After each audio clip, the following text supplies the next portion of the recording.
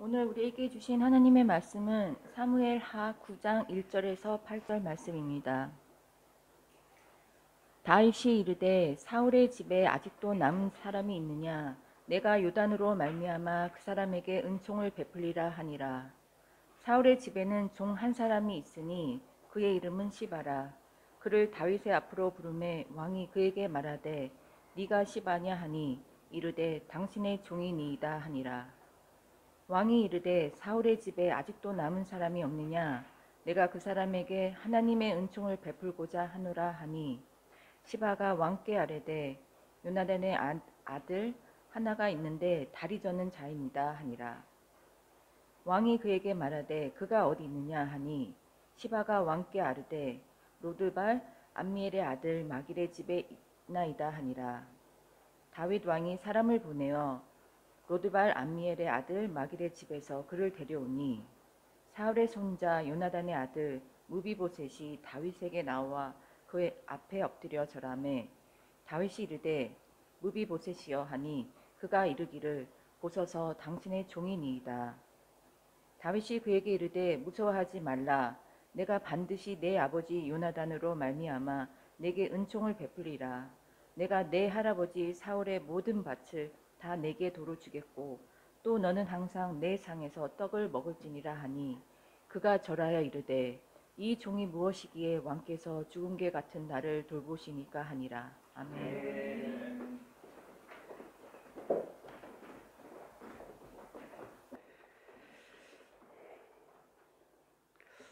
약 한 달쯤 전인 것 같습니다.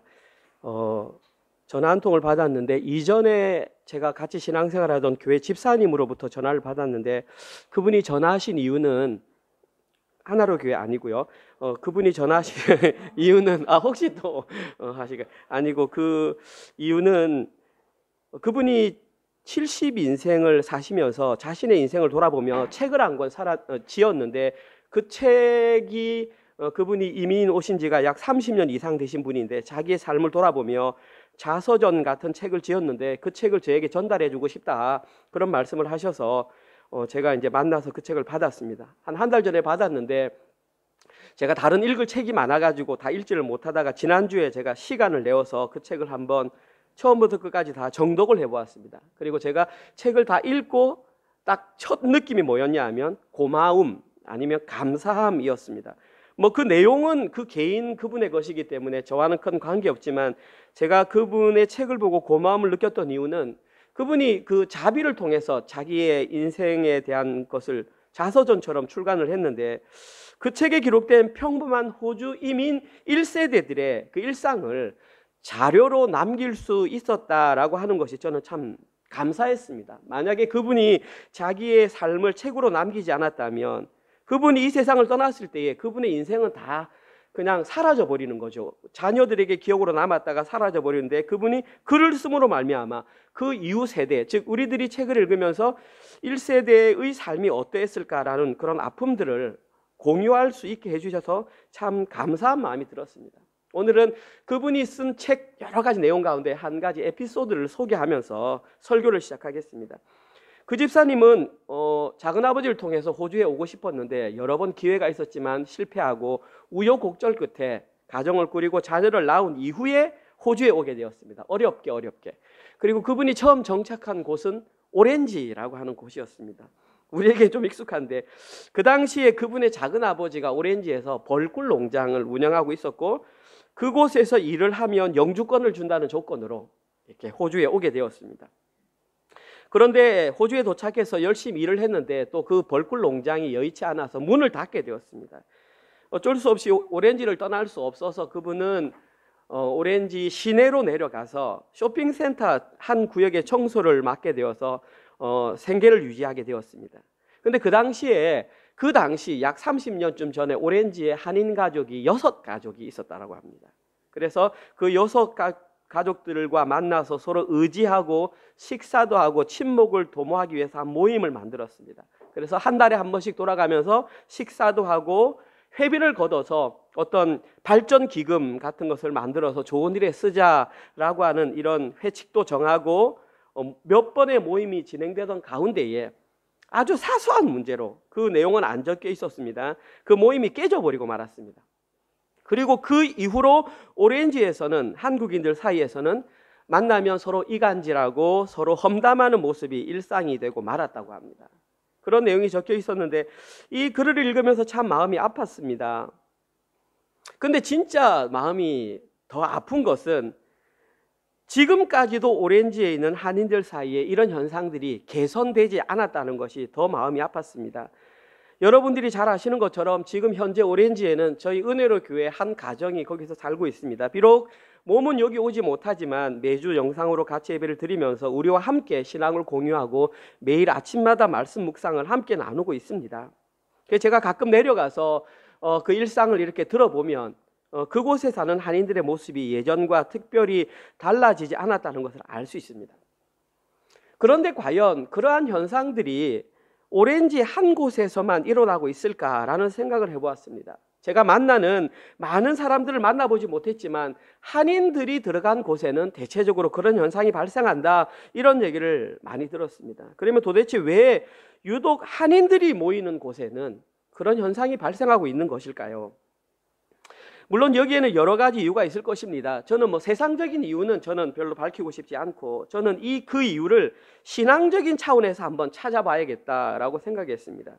왜냐하면 호주의 이민호는 아주 많은 퍼센테이지, 상당히 높은 사람들이 그들 스스로 교회에 다닌다고 말을 하고 있기 때문입니다. 그래서 제가 신앙적으로 그 이유를 한번 찾아보자. 그들이 교회를 다니면서 또 특별히 한인이라는 그러한 공감대를 형성하면서 연합을 모였음에도 불구하고 연합을 이루지 못하고 분열과 다툼이 발생하는 이유가 저는 십자가 복음의 분열이라고 생각합니다. 다시 말해서 정확한 십자가 복음이 그들에게 전달되지 않았기 때문에 저는 그런 현상이 발생한다고 생각합니다. 그분들이 십자가 복음을 통해서 진짜 하나님의 은혜를 경험한 분들이 맞다면 이런 현상은 자연스럽게 사라진다고 생각합니다. 왜냐하면 이미 고린도 교회에서 그런 분열이 있었고 사도 바울은 그들의 분열을 종식시킬 수 있는 것이 십자가 복음이라고 명확하게 선포하고 있기 때문입니다. 십자가 복음을 통해서 진짜 하나님의 은혜를 경험한 사람들의 눈에도 우리 각자의 허물이 보일 수밖에 없습니다. 가장 비근한 예로 제가 어제 주보를 만들면서 오늘 본문이 9장임에도 불구하고 5장으로 오타를 쳤습니다. 그러면 이것 또한 우리 목사님은 참말로 참 조심성이 없어. 그 9장을 5장으로 말할 수도 있고 목사님이 하다가 바쁘니까 그럴 수도 있었겠구나라고 볼 수도 있습니다. 우리 믿는 사람들도 당연히 상대방의 약점과 부족함이 보일 수 있습니다. 그러나 하나님의 은혜를 경험한 사람들은 상대방의 약점과 허물을 들추어내는 것이 아니라 오히려 그 허물을 덮어줄 수 있는 것입니다. 그것이 바로 사랑입니다. 저희들은 상대방의 허물과 약점을 기도 제목으로 삼을 수 있는 사람이 되어야 합니다. 그래서 저는 하나님의 은혜를 경험한 그 한 사람이 중요하다. 저는 늘 그렇게 강조합니다. 그리고 그 한 사람은 당연히 우리의 몫이 되어야 합니다. 이러한 차원에서 본다면 비록 지금 이 자리에는 앉아있지 않지만 오렌지에서 고군분투하며 신앙생활하고 있는 우리 박천성 형제와 노영경 자매를 위해서 우리는 함께 기도해야 합니다. 그들이 비록 몸으로는 떨어져 있지만 오렌지에서도 십자가 복음을 통해 하나님의 은혜를 경험하고 그 하나님의 은혜를 그곳에 사는 한인들에게 잘 흘려보낼 때에 또 그를 통하여 선한 영향력이 끼쳐갈 수 있기 때문입니다. 오늘 저희들이 함께 살펴볼 본문에는 하나님의 은혜와 관련된 내용이 있기 때문에 제가 서두를 그렇게 시작했습니다. 오늘 본문에는 전체적으로 두 가지 내용이 기록되어 있습니다. 제가 주보 설교란에 기록했듯이 첫 번째 내용은 은혜를 베푸는 자에 관한 내용입니다. 그리고 두 번째 내용은 그 베푼 은혜를 받는 자에 관한 내용이 오늘 본문의 내용입니다. 먼저 은혜를 베푸는 자에 관한 내용부터 한번 풀어보겠습니다. 오늘 본문 1절입니다. 다윗이 이르되 사울의 집에 아직도 남은 사람이 있느냐? 내가 요나단으로 말미암아 그에게 은총을 베풀리라 하니라. 일단 은혜를 베푼 주체는 다윗이라고 하는 사람입니다. 다윗 왕은 우리가 너무 잘 알고 있습니다. 여기에 관한 내용은 조금 이따 살펴보고 그가 베풀었던 그 하나님의 은혜의 이름이 오늘 본문에는 은총이라고 되어 있습니다. 이 은총이라고 하는 히브리어 단어는 헤세드입니다. 저희 교회에 나온 지 얼마 안 된 분들은 모르겠지만 처음부터 같이 시작하신 분은 헤세드라는 단어를 이제 아주 많이 들어서 너무나 익숙한 단어일 것입니다. 이 헤세드라고 하는 이 단어는 구약 성경에서 아주 다양하게 해석이 됩니다. 가장 많이 해석되는 게 은혜, 그 다음에 사랑, 그 다음에 긍휼, 그 다음에 자비, 그 다음에 인자, 오늘 본문에는 은총이라고 이렇게 번역을 했습니다. 다 똑같은 단어를 한글로 그렇게 번역을 한 것입니다. 오늘 본문에서 다윗은 이렇게 물었습니다. 사울의 집안에 아직도 남은 사람이 있어서 내가 그에게 하나님의 은총을 베풀고 싶다라고 말을 했습니다. 그러면 다윗은 왜 사울의 집안에 남아있는 사람을 찾아서 구태여 찾아서 그에게 은혜를 베풀려고 했을까요? 여기에 대한 대답은 오늘 보면 1절에 나와 있습니다. 바로 다윗이 얘기했습니다. 그것은 요나단으로 말미암아, 다시 말해서 다윗의 영혼의 단짝이었던 요나단 때문에 지금 다윗은 그 집안에 사울의 집안이라고 했지만 실제로는 요나단에 있는 집안의 사람을 찾았던 것입니다. 다윗과 요나단은 우리가 지난번 3주 전입니까? 활의 노래라고 하는 데서 그 두 사람의 공통점이 무엇인지를 명확하게 배웠습니다. 그 두 사람의 공통점은 하나님의 절대 주권을 인정하는 사람이었다. 우리는 명확하게 살펴보았습니다. 그래서 요나단이 죽었을 때에 활이라는 단어를 생각하며 다윗은 슬픈 마음으로 노래를 불렀던 것이 바로 활노래였습니다. 그 요나단 때문에. 다윗은 예전에 요나단과 이런 것을 약속한 적이 있었습니다. 사무엘상 20장 14, 15, 16절입니다. 너는 요나단이 하는 것입니다. 너는 다윗에게 내가 사는 날 동안에 여호와의 인자하심을 내게 베풀어서 나를 죽지 않게 할 뿐 아니라 여호와께서 너 다윗의 대적들을 지면에서 다 끊어버리신 때에도 너는 네 인자함을, 여기 인자함이 헤세드입니다. 이 인자함을 내 집에서 영원히 끊어버리지 말라 하고, 이에 요나단이 다윗의 집과 언약하기를 여호와께서는 다윗의 대적들을 치실지니라 하니라. 이것은 우리가 이미 지난번에도 한번 언급했던 내용입니다. 다 아는 내용인데 약간 이해하기 좀 어려운 부분이, 이상한 부분이 있습니다. 그게 뭐냐면 이 당시에 다윗의 신부는 도망자였습니다. 반대로 요나단의 신부는 한 나라의 왕자였습니다. 여러분, 상식적으로 부탁을 해야 하는 사람이 도망자가 부탁을 하는 게 정상입니까? 왕자가 부탁을 하는 게 정상입니까? 당연히 도망자가 부탁을 하는 게 정상인데 지금은 반대로 되어 있습니다. 한 나라의 왕자가 도망자인 다윗에게 부탁을 합니다. 뭐라고 하냐면 나와 함께 나의 후손들까지 네가 함부로 대하지 않겠다, 인자를 베풀어 달라라고 나에게 지금 약속을 하라고 지금 그렇게 말하고 있는 것입니다. 약간 어색한 부분입니다. 오히려 왕자인 요나단이 도망자인 다윗에게 자신과 자신의 후손에게 헤세드, 인자를 베풀어 달라고 부탁했던 것입니다. 이렇게 할 수 있던 이유는 저는 제가 말씀드렸지만 활노래에서 말씀드렸듯이 요나단 역시 하나님 절대 주권을 인정하는 사람이었기 때문입니다. 무슨 말이냐면 자기가 눈에 보기에도, 왕자인 눈에 보기에도 그 당시 왕이었던 사울 왕이 하나님 절대 주권을 인정하지 않는 사람이었기 때문에 그 사람이 종말이 어떠할지를 분명히 알았고 자기도 거기에 포함된 것을 알았기 때문에 영적으로 본 것이죠. 그래서 하나님 절대 주권을 인정하는 다윗에게 오히려 그것을 부탁했던 것입니다. 그리고 오늘 본문에서 다윗은 이 언약을 기억해내고 지금 그의 요나단의 가족 가운데에 누가 있으면 은자를 베풀어 주기 위해서 이 내용을 말했던 것입니다. 그러면 오늘 본문에서 다윗이 요나단의 자손에게 베풀었던 그 은혜가 무엇인지 정체를 한번 살펴보겠습니다. 오늘 본문 6절과 7절에 다윗이 베풀었던 은혜가 나와 있습니다. 사울의 손자 요나단의 아들 무비보셋이 다윗에게 나와 그 앞에 엎드려 절하매 다윗이 이르되 무비보셋이여 하니 그가 이르기를 보소서 당신의 종이니이다. 다윗이 그에게 이르되 무서워하지 말라. 내가 반드시 네 아버지 요나단으로 말미암아 내게 은총을 베풀리라. 내가 네 할아버지 사울의 모든 밭을 다 내게 도로 주겠고 또 너는 항상 내 상에서 떡을 먹을지니라 하니.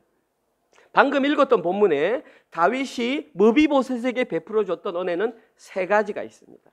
첫 번째 베풀었던 은혜는 다윗은 그 사람의 이름을 불러주었다는 것입니다. 여러분들 생각, 목사님 그 이름이 뭐 그래 중요합니까?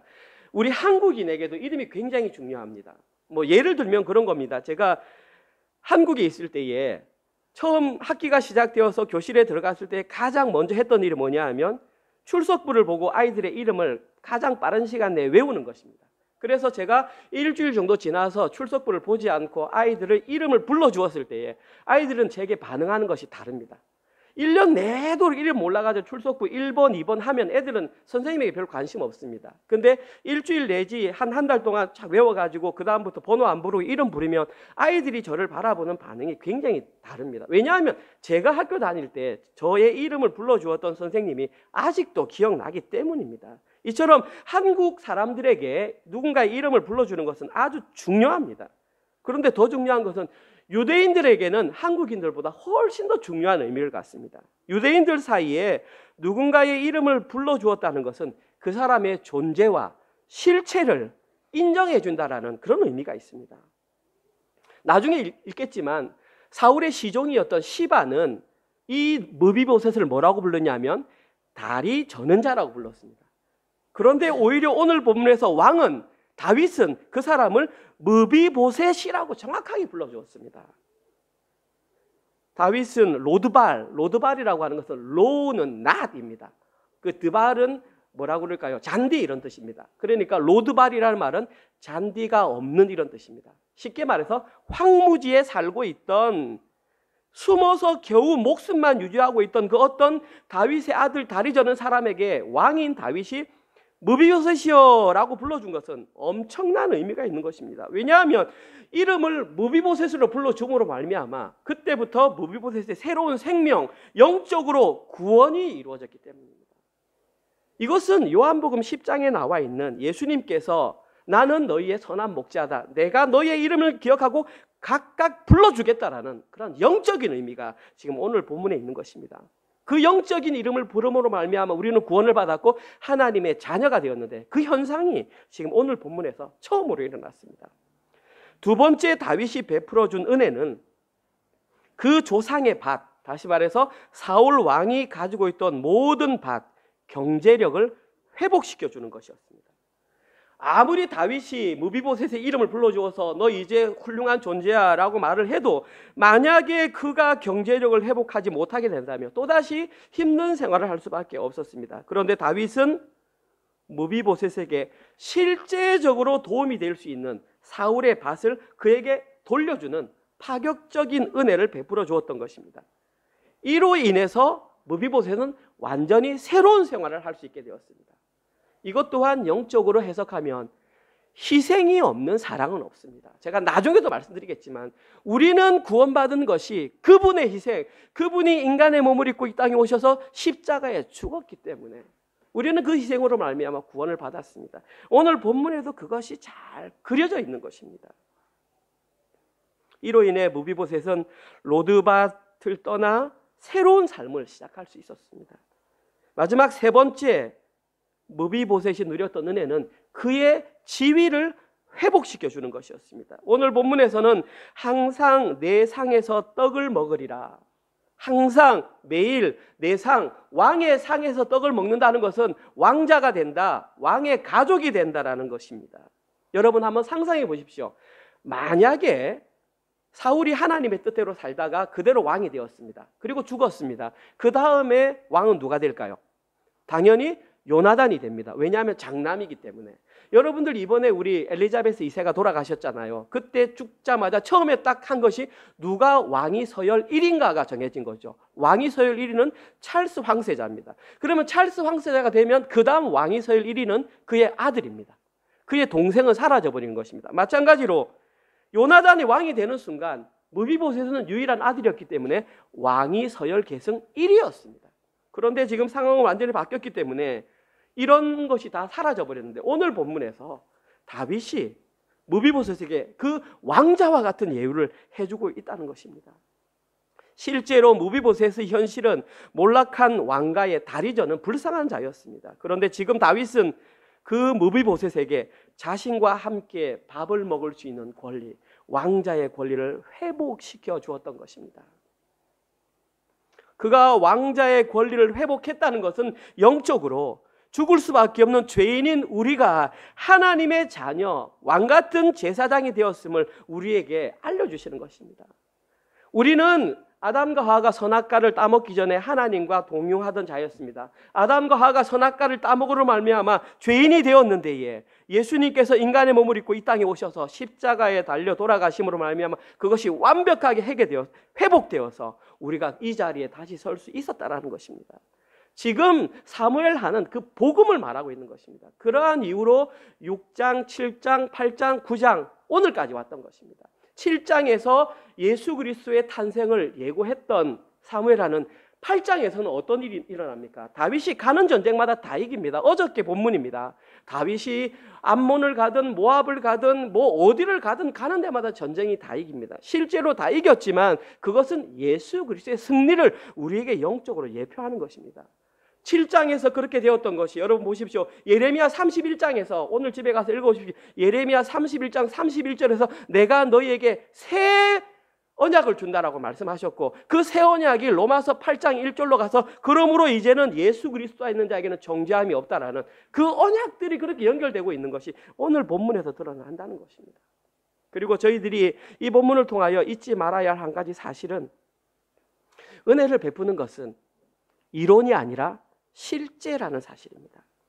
다윗은 그냥 말로만 무비보셋에게 헤세드를 베풀지 않았습니다. 다윗은 실제로 자신이 할 수 있는 한 최선을 다해서 헤세드를 베풀어 주었습니다.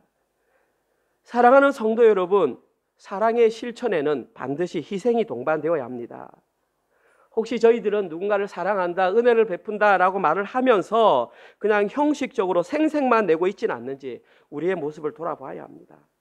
은혜는 결코 말로만 이루어지는 것이 아닙니다. 은혜와 사랑을 베푸는 것은 실제 자신의 삶을 통해서 움직이고 자신의 물질을 사용해서 베풀어야 하는 것입니다. 좀 전에 말씀드렸던 것처럼 예수님께서는 인간의 몸을 입고 이 땅에 오셔서 성육신, 인카네이션 하셔서 십자가에 달려 돌아가심으로 자신의 사랑을 우리에게 보여주셨습니다. 로마서 5장 8절, 우리는 그때에 여전히 죄인이었다는 것을 기억하셔야 합니다. 그래서 은혜입니다. 우리가 죄인이 아니었으면 당연히 받을 것을 받기 때문에 그것은 은혜나 은총이 아니지만, 우리가 여전히 죄인이었을 때 예수님께서 그렇게 하심으로 말미암아 자격 없는 우리에게 은혜가 되었던 것입니다. 오늘 본문에서 다윗은 무비보셋에게 바로 그 은혜를 베풀었음을 우리에게 알려주는 것입니다. 계속해서 오늘 본문에 기록된 두 번째 내용은 은혜를 받은 자에 관한 내용입니다. 은혜를 베푸는 자도 중요하지만 은혜를 받는 자도 아주 중요합니다. 오늘 본문에서 은혜를 받는 자에 해당하는 인물은 바로 무비보셋입니다. 한글 성경 같으면 이름이 누구야 하다못해 영어 성경만 같아도 뭐 이름을 부르면 편한데, 이 히브리어 무비보셋 하니까 좀 많이 어렵지 않습니까? 무비보셋이라고 하는 말은 두 단어가 합쳐졌습니다.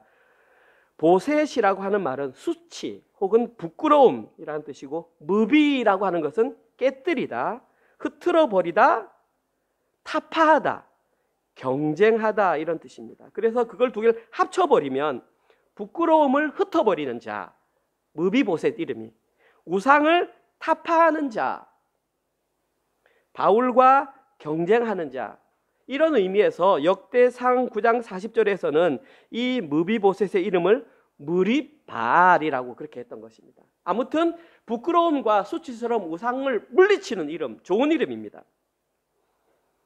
아마도 요나단이 지었겠죠. 요나단이 왜 이런 이름을 지었을까? 저도 모릅니다. 그런데 한 가지 오늘 본문을 읽다가 이런 생각을 해봅니다. 사무엘하 성경에서 죽은 사울 왕에 이어서 왕이 된 사람 이름이 무엇입니까? 사울 왕의 아들.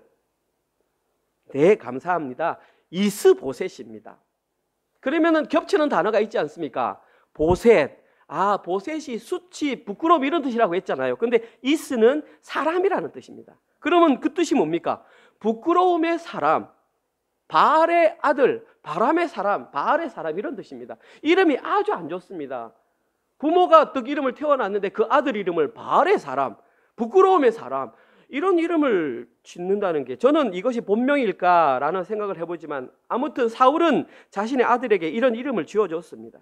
그래서 생각하기를 어쩌면 요나단은 자기 동생이 이런 이름을 가진 것에 반대하여 자기의 아들 이름은 이와 반대되는 무비보셋으로 짓지 않았을까? 그렇게 생각을 해봅니다. 아무튼 오늘 본문에서 은혜를 받은 자로 등장했던 무비보셋에게는 아주 중요한 두 가지 특징이 있었습니다. 무비보셋의 첫 번째 특징은 그가 다리 저는 사람이라는 것입니다. 오늘 본문 3절을 제가 읽어보겠습니다. 왕이 이르되 사울의 집에 아직도 남은 사람이 없느냐? 내가 그 사람에게 하나님의 은총을 베풀고자 하노라 하니 시바가 왕께 아뢰되 요나단의 아들 하나가 있는데 다리 저는 자니이다. 사울의 시종 시바는 다윗에게 요나단의 아들을 소개하면서 그 많은 특징 중에 그가 바로 다리 저는 사람이라고 소개했습니다. 그리고 저희들은 이 무비보셋이 왜 다리를 절게 되었는지 너무나 잘 알고 있습니다. 저희들은 이미 사무엘하 4장을 묵상했기 때문입니다. 그때 정확하게 나와 있습니다. 사무엘하 4장 4절. 사울의 아들 요나단에게 다리 저는 사람 하나가 있었으니 이름은 무비보셋이라. 전에 사울과 요나단이 죽은 소식이 이스라엘에서 올 때에 그의 나이가 5살이었는데 그 유모가 안고 도망할 때 급히 도망하다가 아이가 떨어져 절게 되었더라. 그 당시 무비보셋은 5살이었고 할아버지와 아버지가 전쟁에서 죽었다는 소식을 듣고 유모는 이 아이가 왕세자였기 때문에 어떻게 될까 싶어서 들고 도망을 가다가 떨어뜨려서 두 다리가 부러져서 두 다리를 다 절게 되었다는 지금 그 내용입니다. 뭐 기록되어도 좋고 기록 안 되어도 좋은데 저희들이 한 가지 좀 의문을 가질 수 있는 것은 도대체 무비보셋과 다리 저는 게 뭐 그래 중요하기 때문에 사무엘하 4장부터 시작해서 오늘 본문까지 만약에 나이로 따져본다면 그의 나이 5살 때부터 오늘 무비보셋에게는 아들이 한 명 있었습니다. 그 아들은 미가였는데 아무래도 무비보셋이 결혼을 해서 아이를 낳으면 최소 25세에서 30세는 안 되었겠습니까? 그러면은 연도로 따지면 약 25년 정도 되는 시간 무비보셋에게 할애했다는 것은 성경에서는 엄청나게 중요한 일입니다. 왜 사무엘 하에서는 요나단의 아들 무비보셋을 이처럼 긴 시간 소개하며 또 특별히 그에게 다리를 절었다는 내용을 이처럼 강조하고 있는 것일까요? 이것이 참 중요합니다. 저는 여기에 대한 이유를 이렇게 해석을 했습니다. 다리를 저는 것과 하나님의 은혜를 받는다는 것이 아주 밀접하게 관련이 되어 있기 때문이라고 생각했습니다. 다리를 저는 것 그리고 하나님의 은혜를 받는 것의 상관관계.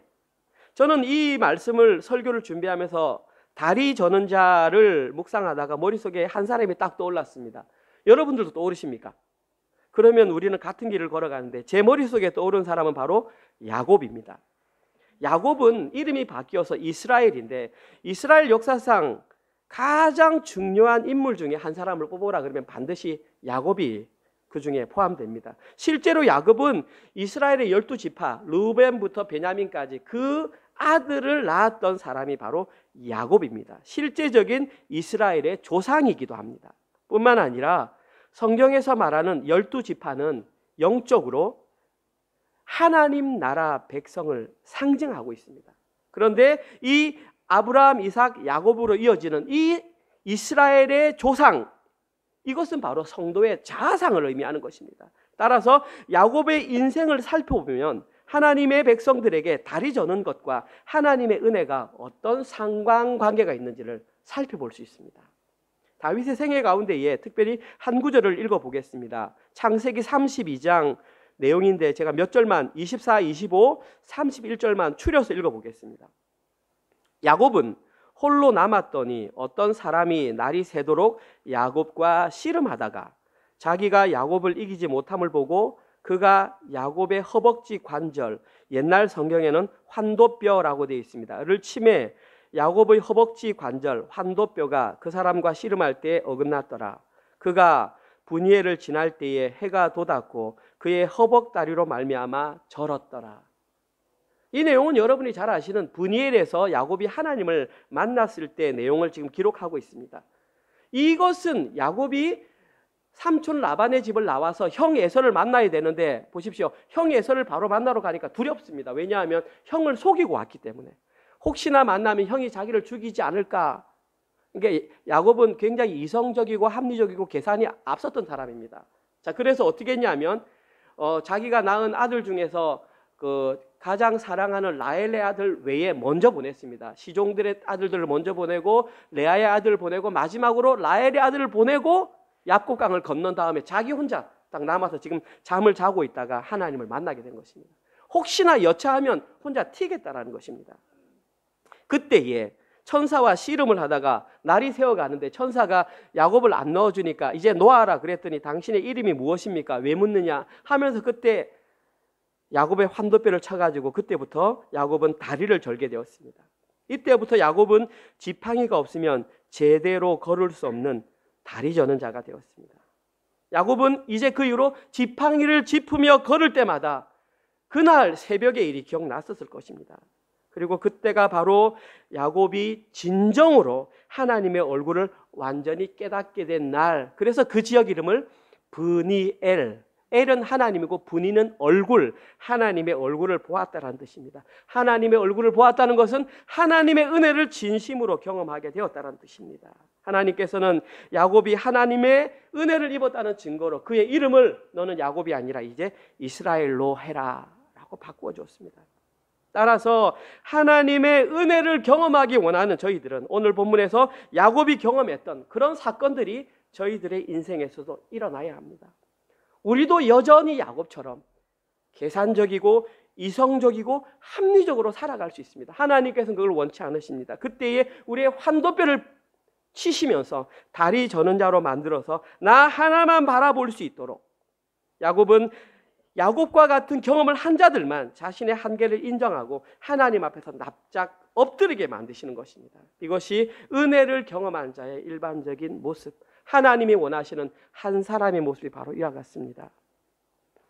이러한 이유로 인해서 오늘 본문에서 무비보셋은 다리 저는 자로 등장을 했고 그가 다윗 왕 앞에 만났을 때에 납작 엎드렸다 그렇게 말했습니다. 납작 엎드린 것은 완전한 항복을 의미합니다. 당신 앞에서 나는 아무것도 아닙니다. 이것이 은혜 받은 자의 모습입니다. 무비보셋에게 나타나는 두 번째 특징은 자신의 정체성을 정확하게 인정하고 인식했다는 것입니다. 오늘 보면 8절입니다. 그가 절하여 이르되 이 종이 무엇이기에 왕께서 죽은 개 같은 나를 돌아보시나이까 하니라. 한글 성경에 보면 무비보셋은 자신을 죽은 개 같은 존재, 무슨 말인지 알겠죠? 자기를 소개하는데 자기를 죽은 개 같은 존재라고 소개했습니다. 좀 아주 자기를 낮추어서 하는 표현입니다. 그런데 원어 성경을 보니까 한글 성경과 느낌이 조금 다릅니다. 뭐라고 되어 있냐면 한글 성경에서는 죽은 개 같은 나라고 되어 있다면 원어 성경에는 나와 같은 죽은 개를 이렇게 순서가 앞뒤가 뒤바뀌어 있습니다. 한글 성경에서 말했을 때에 강조되고 있는 것은 나를 강조하고 있습니다. 그런데 원어 성경에서는 개를 강조하고 있습니다. 원어 성경에서 개를 강조한 이유는 한글 성경보다 훨씬 더 미천한 존재가 무비보셋이라는 것을 우리에게 알려주기 위함입니다.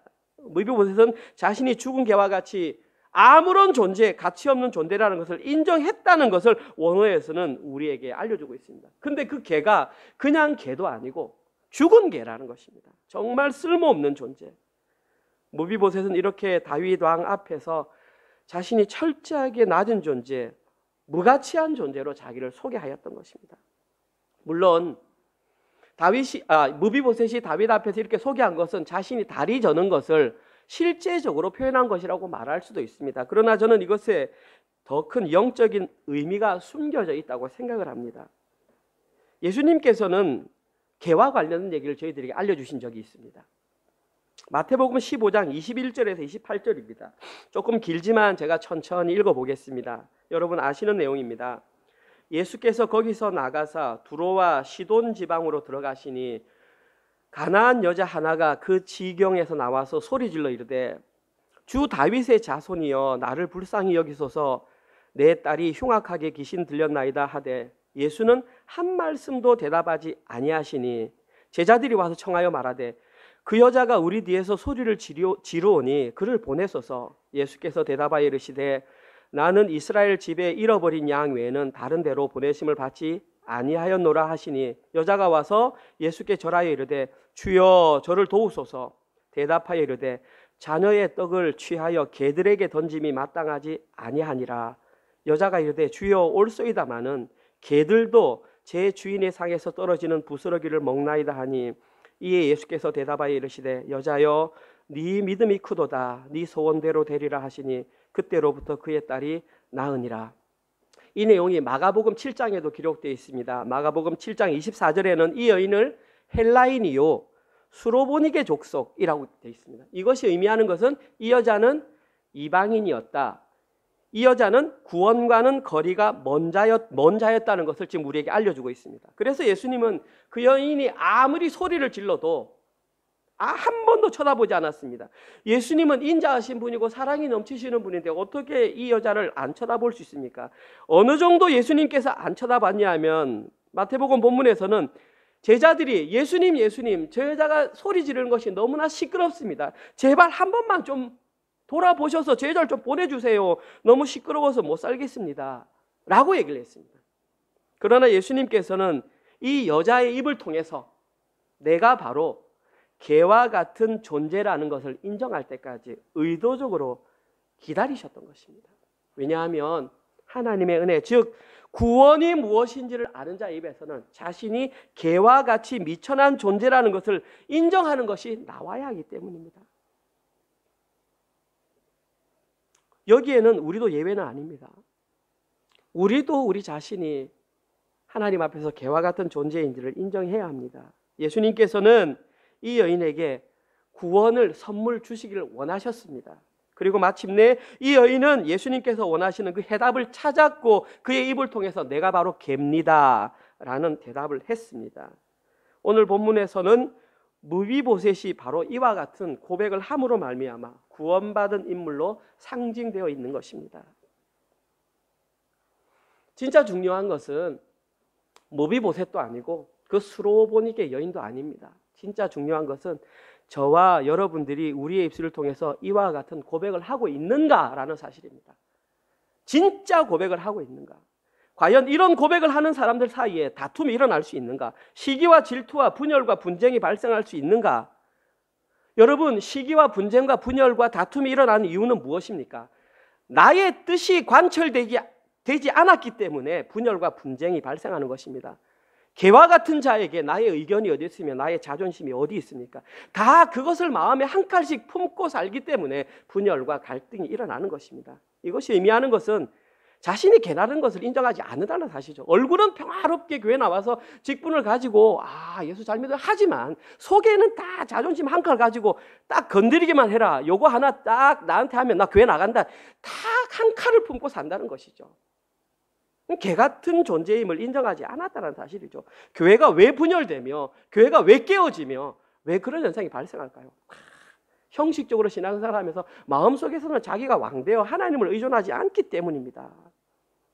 우리의 고백에는 이 고백이 나오십니까? 만약에 아직도 저희들의 입술에서 이런 고백이 안 나온다면 저희들에게 베풀어진 은혜, 그 구원은 다시 생각해 봐야 됩니다. 이거 진짜입니다. 신앙생활 신중하게 해야 됩니다. 대충 교회 나오는 거 다른 데 가는 것보다 정말 잘하고 너무 귀한 일입니다. 너무 박수 쳐드리고 싶지만 그것으로 끝이 아니라는 사실을 여러분들이 꼭 아셔야 됩니다. 오늘 말씀을 마무리하겠습니다. 사랑하는 성도 여러분, 오늘 본문을 표면적으로 살펴보면 다윗이 무비보셋에게 은혜와 긍휼을 베풀어주는 내용처럼 보이지만 사실은 오늘 본문의 진짜 의미는 하나님께서 자기 백성들에게 구원을 베풀어 주시는 십자가 복음이 구원이 감추어져 있습니다. 원래 무비보셋은 구원과 거리가 먼 자였습니다. 그런데 다윗이 그 은혜를 베풀어 줌으로 말미암아 구원의 길에 동참할 수 있게 되었습니다. 이와 마찬가지로 저희들도 원래 구원과는 아무런 관계가 없는 자들이었습니다. 그런데 십자가 복음이 누군가를 통해서 우리의 가슴팍에 새겨짐으로 말미암아, 심겨짐으로 말미암아 구원이라는 감당할 수 없는 하나님의 은혜를 누리게 되었습니다. 그렇다면 이제 저희들의 삶을 돌아봐야 됩니다. 우리의 입에서는 오늘 본문에서 무비보셋이 했던 그 고백이 나오는가?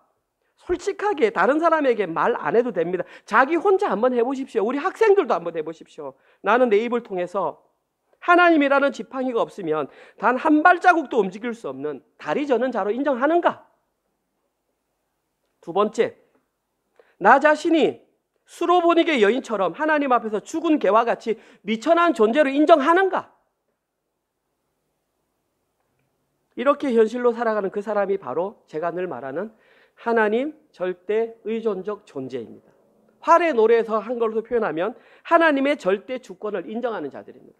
우리 교회는 그 두 가지밖에 없습니다. 그들이 바로 자기를 부인하고 자기 십자가를 걷는 자고, 그들이 좁으면 좁은 길로 가는 자입니다. 이게 어렵습니까? 그런 삶을 살아야 구원받는다고 성경에 기록되어 있어서 그렇게 가르치는데 매일 아침 묵상이 그렇게 어렵고 그렇게 힘듭니까? 유튜브 보는 시간은 하루에 2-3시간 되면서 아침에 10분 시간을 못 내가지고 말씀 묵상을 못하는 것이 그게 구원받는 자의 진짜 모습입니까? 한 번만 돌아보면 진짜 우리의 신앙을 알 수 있습니다. 혹시 여러분들이 이런 고백을 하는 것이 아직도 부끄럽습니까? 그렇다면 아직까지 하나님의 은혜를 경험하지 못했을 가능성이 아주 높습니다. 하나님의 은혜를 온전히 경험한 사람에게서 가장 먼저 나오는 현상이 목숨처럼 여기는 그 자존심을 하나님 앞에서 내려놓는 것입니다. 사무엘하 6장에서 다윗은 완전히 승승장구했습니다. 그런데 이제 예루살렘 성벽을 정복하고 나서 거기에 예수님 하나님의 임재가 상징되는 법궤를 갖다 놓고 싶어서 이제 룰루랄라 했는데 갑자기 베레스 우사라고 하는 사건이 터져버렸습니다. 우사라고 하는 단어는 고집, 힘, 강함을 의미합니다. 베레스는 치다, 찢다라는 뜻입니다. 고집과 힘과 자존심이 찢어지는 것을 다윗이 경험한 이후에야 하나님께서는 사무엘하 7장을 통해서 네 후손을 통해서 메시아가 태어날 것이라는 말씀을 주셨습니다. 순서가 중요합니다. 여러분들이 진짜 그 복음을 듣고 싶다면 나의 고집, 나의 힘, 나의 강함이 찢어지는 여러분만의 베레스 우사를 경험해야 합니다. 오늘 본문에서 다윗은 이것을 경험했고 무비보셋에게서 그것을 흘려보냈습니다. 그리고 그때야 비로소 하나님의 은혜를 베푸는 자가 될 수 있었습니다. 저희들도 누군가에게 은혜를 베푸는 자가 되기를 원한다면 반드시 자신이 먼저 하나님의 은혜를 받는 자임을 경험하고 베레스 우사를 경험해야 합니다. 그리고 하나님의 은혜를 흘려보내는 가장 좋은 방법이 뭐냐 하면 십자가 복음을 전하는 것입니다. 여러분들이 그 복음으로 새롭게 된 사람이라면 완벽하진 못하지만 전해야 합니다. 저는 이번에 한국에 잠시 들어가면 몇 가지 해야 할 일들이 많이 있습니다. 그리고 제가 해야 할 가장 중요한 일은 지금 저는 거의 50년 이상을 예수 믿는 자로 살았는데 저희 주변의 그러니까 가족들, 어르신들에게 단 한 번도 십자가 복음을 전해본 적이 없습니다. 저는 그냥 교회 다니는 아이, 교회 다니는 조카 정도로밖에 했고 어느 날 호주 가더니 목사가 되었대라고 하는 소식을 듣게 되었습니다. 저는 하나님께서 저를 목사로 세우신 이유가 저희 가정에 이 십자가 복음을 증거하는 자로 세우기 위함이라고 확신합니다. 그래서 저는 이번에 돌아가서 그분들 돌아가시기 전에 제가 누린 하나님의 은혜, 십자가 복음을 한 분 한 분에게 전해야 할 것입니다. 아마 그들은 제 말을 무시하며 듣지 않으려고 할 것입니다. 그들은 제가 어릴 때부터 벌거숭이 태어날 때부터 저를 봤기 때문에 늘 아이로 보지 목사로 보지 않습니다. 그러나 저는 그들에게 십자가 복음을 전할 것입니다. 그분들이 듣지 않는다 할지라도 저는 그 복음을 전해야 합니다. 왜냐하면 제가 누렸던 그 하나님의 은혜 십자가 복음을 저는 그들에게 증거해야 될 의무가 있기 때문입니다. 여러분들도 제가 한국에서 그 일을 잘 감당하고 돌아올 수 있도록 기도해 주십시오. 여러분들은 제가 하나님의 은혜 십자가 복음이 정말 그분들 가운데에 잘 증거되는 그 역할을 하는 것이 저의 의무임을 동감해 주시기 바랍니다. 또한 여러분들이 계신 그 자리에서 하나님의 은혜를 여러분 주변 사람들에게 십자가 복음을 증거하는 것으로 은혜를 베풀어 주시기 바랍니다. 어쩌면 저는 그런 마음이 듭니다. 저희들이 마음 놓고 십자가 복음을 증거할 수 있는 시간이 생각보다 짧을 수 있습니다. 제가 이제 한국에 가는 분들은 전부 70이 넘으신 분들입니다. 제가 언제 그분들을 다시 뵈며 그분들에게 언제 다시 십자가 복음을 증거할 수 있을지 모르겠습니다. 또한 우리들 또한 늙어갑니다. 그러니까 안심하지 마시고 하나님께서 은혜를 주셨을 때에 주변 사람들에게 주의 복음을 증거하시기 바랍니다. 이번 한 주간 동안 그리고 제가 떠나 있는 2주간 동안 하나님의 은혜를 받은 자답게 아직까지 하나님의 은혜를 경험하지 못한 분들에게 하나님의 은혜를 마음껏 증거하시는 모든 분들 되시기를 주님의 이름으로 축원드립니다. 아멘. 주님 감사합니다. 오늘도 저희들이 들어야 할 십자가 복음의 말씀을 저희 모든 성도들과 함께 나누게 하시니 감사합니다. 하나님, 이것이 우리의 생각에만 머물지 않을 수 있도록 인도하여 주시옵소서. 하나님, 말씀이 우리의 가슴을 뛰게 하고 하나님, 우리의 뛴 그 가슴이 우리의 손끝 하나하나 우리의 행동을 통하여 나타나는 하나님 아버지 살아있는 신앙생활하는 성도들 되게 하여 주시옵소서. 은혜 받을 자격이 없는 자들에게 하나님께서 십자가 복음을 통하여 하나님의 자녀라 말씀하여 주시고 은혜를 받은 자답게 살아갈 수 있게 하셔서 감사합니다. 이제는 하나님 은혜를 받은 자답게 우리의 삶을 통해서 주변의 사람들에게 십자가 복음을 증거하는 모든 성도들 되게 하여 주시옵소서. 하나님, 거기에는 반드시 희생이 따른다는 것을 기억하게 하시고 말로만 그치는 것이 아니라 정말 마음을 다하여 우리의 모든 것을 희생해가며 주의 복음을 증거하는 사랑하는 은혜로 가족들 되게 하여 주시옵소서. 그러한 마음으로 하나님 아버지 한 주간 동안 열심히 벌어들였던 우리의 물질들을 하나님께 11조와 감사헌금과 주정헌금과 또 각종 헌금으로 올려드렸습니다. 하나님, 이것은 돈이 아니라 우리의 목숨값입니다. 하나님께서 우리를 살려주신 하나님, 우리의 목숨을 하나님께 바치는 것입니다. 하나님, 이것을 통하여 오직 하나님 나라가 확장되며 주의 교회가 세워지는 곳에 사용되게 허락하여 주시옵소서. 이제는 우리 주 예수 그리스도의 은혜와 하나님의 사랑하심과 성령님의 위로교통 감화 깨닫게 하심이 은혜 받은 자답게 살아가기로 결단하는 우리 사랑하는 모든 은혜로 가족들 머리 위에와 지금 이 시간에도 목숨을 내어놓고 주의 십자가 복음을 증거하는 사랑하는 선교사님들과 그들의 사역과 그들의 자녀들 머리 위에 지금부터 영원히 함께 있을지어다. 아멘.